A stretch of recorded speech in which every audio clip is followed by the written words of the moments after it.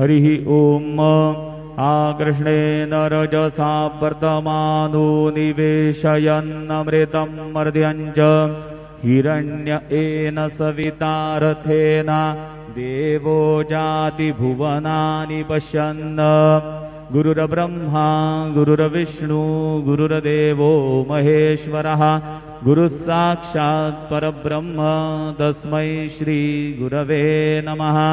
सद्गुरु साईनाथ देवताभ्यो नमः। सायं पूजनार्थे चरणकमलेभ्यो नमः। चन्दनं समर्पयामि त्वाङ्गन्धर्वा अखडौ स्वामिन्द्रस्त्वां बृहस्पतिः त्वामोखधे सोमो राजा विद्वान्यक्ष्मादमुच्यत।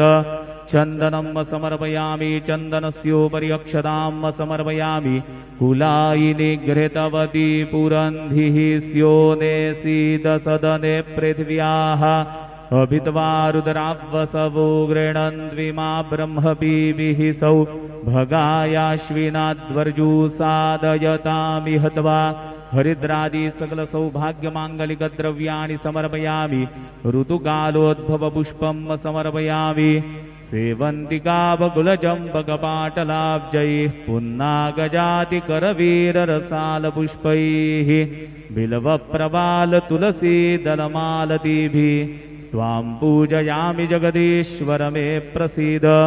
ऋतुकालोद्भवपुष्पाणि समर्पयामि सायङ्काले नैवेद्यः